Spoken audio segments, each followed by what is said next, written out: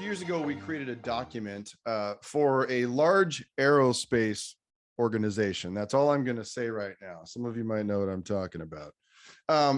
This document was called, it was two-sided, and we still have this document at Wild. So it was called Development Plans That Aren't a Waste of Time. And then if you flipped it over, it said Development Conversations That Aren't a Waste of Time. I tell you that because it was the #1 download in that aerospace company that particular year.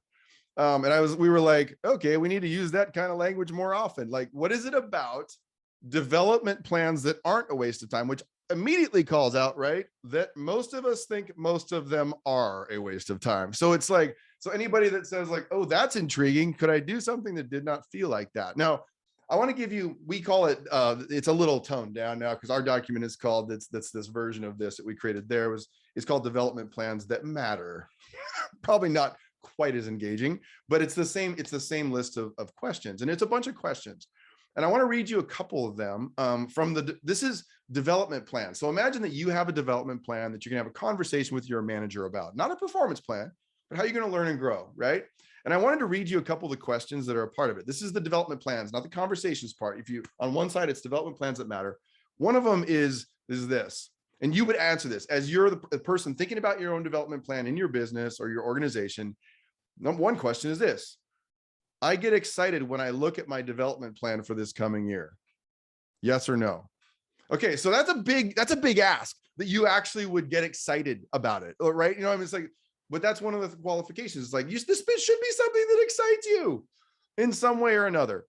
Another question for development plans: my development plan will help me develop my skills and help forward the organization's mission at exactly the same time. That should not be that provocative, but it is. Like, what if most of us thought about, like, how is our plan is actually serving our needs, but it's serving the needs of my organization at the same time. Now, if you flip over this development plan, the other side says development conversations that matter. Now, let me tell you a couple of the questions on that. This is a conversation you would have with your manager, okay? One question, and this is a yes or no. The conversation is candid, honest, and we do not avoid tough issues. The conversation is candid, honest, and we do not avoid tough issues. So one thing we know about development conversations that matter to people is that they are honest and candid. This is from the research. What people want is they want something honest from someone. Like, they want it that way. And here's the second one. Listen to this one. I do most of the talking. Okay, not my manager or supervisor or mentor. That is a big deal, y'all. Like, we just talk, like, so many of us as managers, we just talk over people's development. Like, it's like, and so one of the metrics that I carry for success in a development conversation, y'all, that I struggle with, this is a sin in my life, is like talking over someone's, like, talking more. What if they talked more than 50% of the time in their development conversation? I just open that because this whole concept it's just one lens on how difficult it is to invest. And this whole content today is on investing when it's hard to do that. So let's dig into this whole concept of investing when it's hard. So one of the realities that we experience with many of the organizations we work with is this when you're working with a functional team, like, all of you are amazing. This is why the first breakout's unbelievable, because all of you are like, I chose to be here. You know what I mean? Like, I want to learn. So that's why when you met people, you're like, I've never met so many awesome people so fast. It's because, you know, this is an amazing group of people who chose. But when we're working with existing teams, which we do all week long, is that so often, you know, you have people who have never been invested in before.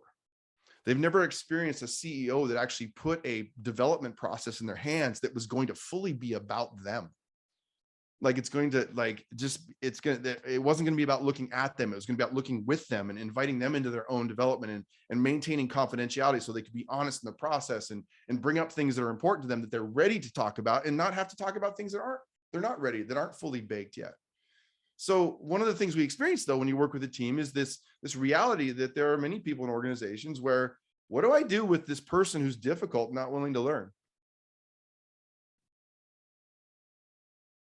That's applause. It's supposed to be for significance. What do I do with that person? And I say a couple of things. One is like, well, A whole leader development process, or even an investment, beginning to invest in a person, it's just going to surface symptoms that were already there. In most cases, a person who's not editing and willing to learn is probably already causing problems. And I'm not blaming the person for it, but there's a whole story probably around that person's development.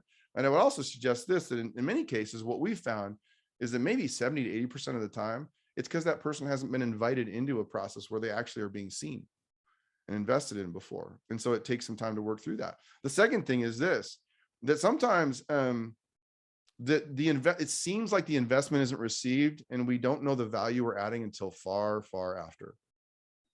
You know, I mean, I can't tell you how many graduate students over the years have thanked me years later for my putting them in front of senior leaders. And they're like, why are we doing this? I came to graduate school. And then years later, they go, I just got that job because you dragged me in front of senior leaders back then, but I didn't understand back then. And so sometimes people don't understand it. And so they push it off as not relevant to their moment, but then later on, they're grateful. So it can be very difficult. It can feel awkward to make this investment in others. I want to also, let me give you this is my best David Letterman. It's not going to be my top 10, but it's going to be my top 9. So these are reasons that I think many cases we've heard, and there's some research behind this, that we struggle to invest in others. Like, this is why it's just difficult.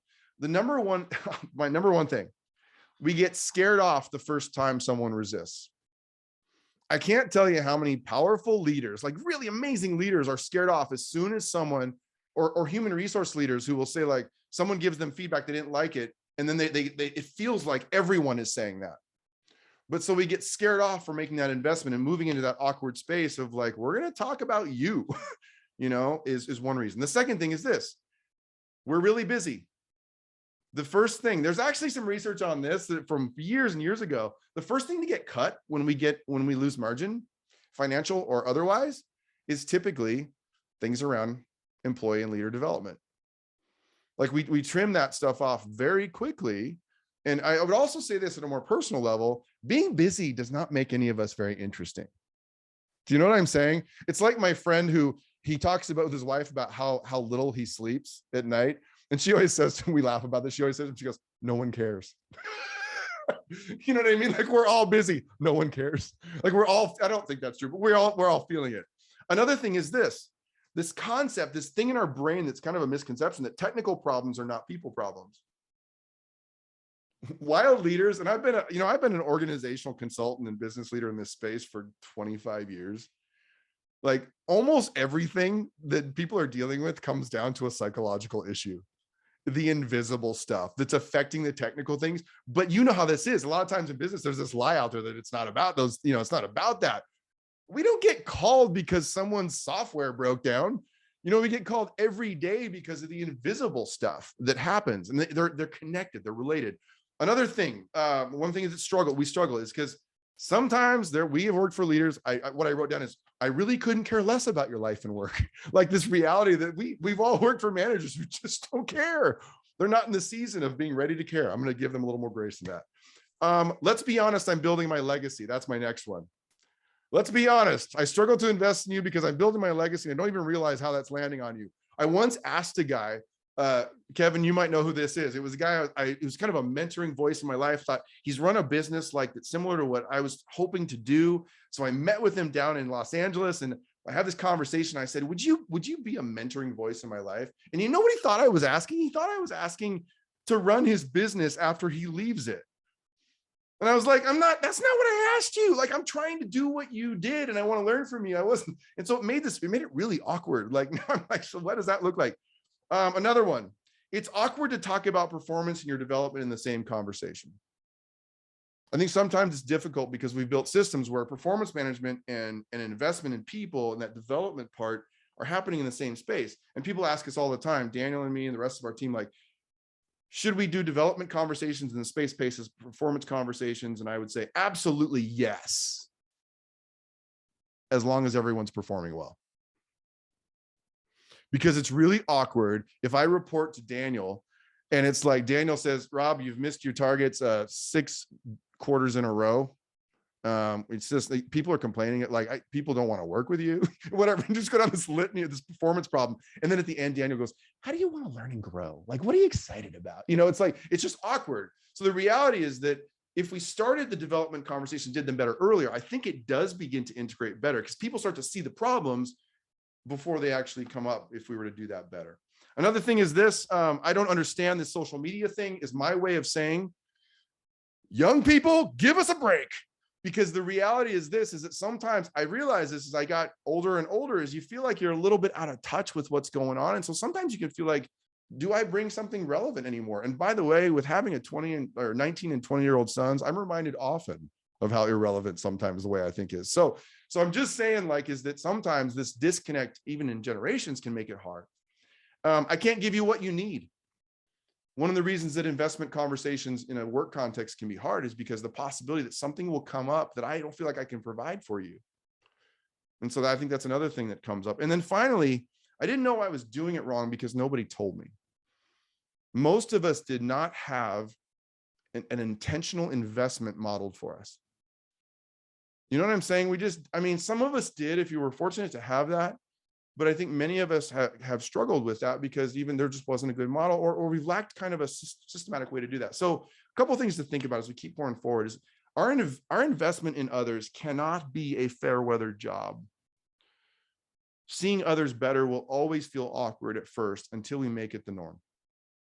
I think one of the things that we've seen that's a part of the Wild Leaders cadence and process and system is to create a culture where an investment in one another, even when it's sacrificial, would be the norm. And the other thing is that none of us will become, here's the interesting thing about investment, none of us will become better versions of ourselves in a vacuum. I know this is for myself, it just won't happen. And so deep editing requires an intentional investment from others who will give it to us straight through a lens of deep care. Like if we don't have that, none of the faces I'm looking at, like, I can't become a better version of myself without this. And so I think a couple of things to think about, and then I want to give you some handholds for this. Is a couple of common mistakes that we sometimes experience out there. I'm not saying I am proofed from making these mistakes at all. But I think one thing is that we assume that people want to be invested in the same way. That, the reality is that people are different. And at the same time, I think there's general principles that we could apply, but also realizing that people are motivated by different things. They want conversations to look different. They want to be seen for who they are. And at the same time, some general principles apply. The other thing is this, and that is that not everyone is ready. But I think that most people could be if they were invited differently. That instead of sort of I got to do this thing because it's compulsory, as opposed to that, it's like I'm invited to do this thing because it's someone who's making an investment in me. And then the other thing is this is my common mistake. We just keep doing it the same way. Somebody said to Daniel recently, he was sitting in a leadership development seminar and he goes, I'm losing my soul today. like we just kind of we have this model for how development occurs. That's just like, it's a soul sucking process. It'd be like, I wrote down, it'd be like buying a stock because you're supposed to buy stocks as opposed to it being the right investment. Like you know what I mean? Just like, I'm supposed to buy stocks, so let me go do that. As opposed to being thoughtful about what is it that people need. And if investment is important and we need to make it happen, why is a system for doing this important? Like, why is it important? And I'll tell you a couple things that have been critical about what the research says about, and I know this conversation was why it's hard, but I also want to offer some things about what makes it better. Like, what do we know? Even for the difficult conversations that are really a reformation in how we think about it. So here's one thing. Do you know this? People who have reflected on, there's good research around this, on what made a conversation with someone who's investing in them valuable. One thing was this: it doesn't have to be very long. Sometimes people said, like, something that Kevin Pulowski said to me in the hall, I'm just calling Kevin out, changed my life. And it's so funny because sometimes, when you've lived long enough and someone will say to you, like, you said this to me in that hall, and you're like, I don't even remember saying that. You know what I mean? And it's like, so it does not have to be a long conversation. Even you don't even, here's what's fascinating. I'm not saying this is a good idea, but I'm saying it's the reality. In some cases, what they've said is the common thing is that people you didn't have to know the person that well to begin to have a meaningful conversation. We have an assumption that I can't speak into someone's life because I don't know them well enough. And so I think and then the last thing is this, I mentioned this before, is that we want it to be honest. It needs to include some sort of feedback mechanism as well as some affirmation.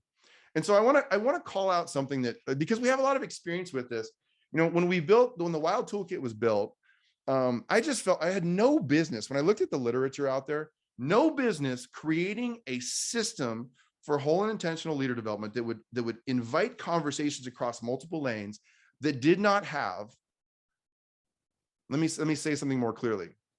The Wild Toolkit as a whole leader development system does call out attention to others often.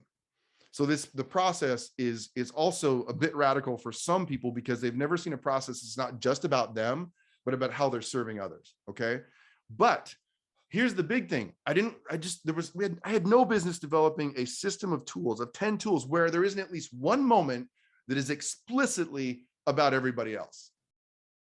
You hear what I'm saying? Like, about my capacity. How do I make a sacrificial and meaningful investment in other people, given that literature base? What would I do? And so I mentioned that to you because I want to give you a list of questions that are inside what's called the people investment plan. And I want you to think about this personally. Like, these questions are rocket science, but they're important scaffolding and structure for an investment conversation that if we begin to normalize this, what change it would make. So let me imagine this. So I make this investment in Wild Leaders, the team at Wild Leaders, and people that are on my short list. So not everybody who's a part of Wild Leaders, but I have a short list.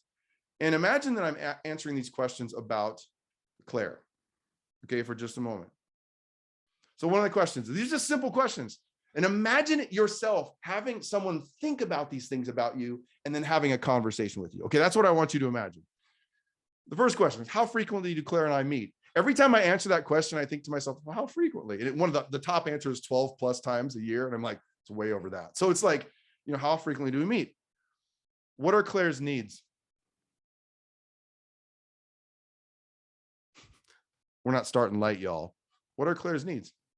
Is that an important thing for me to reflect on? This is not Claire's development plan, but this is me making an intentional investment in what's going on in Claire. What's important to Claire? What's crazy? If you listen, even if you don't know someone well, you probably know more than you think. For me to not put Tim on Claire's list would be absolutely ridiculous. Like, but it's funny how I go like, I don't know what's important to Claire. Well, she talks about Tim a lot, her husband. That must be important. You know what I mean? It's like, so just even that. What are Claire's competencies? For me to take a moment to just very quickly respond to what are Claire's competencies. What do I appreciate about Claire's character? Kind of interesting, right? But it takes a moment to just think, what do I appreciate about Claire's character? What are Claire's areas for development? If I saw it, what would help move Claire forward if Claire were developing things? What am I doing to unleash Claire's potential? And every one of these questions, by the way, y'all, even as I think about Claire right now, it's like there's a dissonance in that, right? Because I'm like, probably more. So let me think about what would it look like? What could I do more of? And then it's how would I rate my satisfaction with my investment in them? Is another question we ask on a scale from 1 to 10, which is not I'm not how satisfied I am with Claire, how satisfied I am with my investment in Claire. And then how could I raise that score in the next 3 months? What can I do? And I'll tell you this, what's fascinating about those questions is this, is so often when I start this, what? If you don't know the answer to one of these questions about someone who works with you or for you, or that you work for, because we do this, we call it like investing up and sideways and down and everywhere. What are you supposed to do? I don't know the answer to this question about Claire. It's a no-brainer, y'all. Ask. You know what I mean? Like, so what does Claire need from me? I don't know. And by the way, I don't know is a lot more compelling than I don't know. You know what I mean? Because it's like, I'm interested to understand what that's about. And here's why I mention those things, is that these questions beg for a conversation, don't they? They beg for a conversation. They're related. There's connective tissue between them, as you can imagine. They feel awkward until we start to normalize that this is just a normal thing of what we're going to do, Claire. I remember when we first hired Claire, we were like, this is what we're going to do. And then they include the agency and responsibility of the investor. Do you know what I'm saying? So it's putting not my development is not Claire's development is not all my responsibility, but my agency is in this possibility that I could answer these questions and have a conversation where I could help Claire is another part of this. And I think one of the things that I would say in terms of taking what is a difficult thing to do and making it easier is a change in mindset. that takes time. It's a change in how we think in our cultures, that it's affecting how people think about what's appropriate, what conversations are appropriate, that requires a systematic approach and some scaffolding to have what can be a very awkward conversation, and a change in our habits to make these kinds of questions and conversations around them more of our habit. So Dr. Halleck, let's talk about this.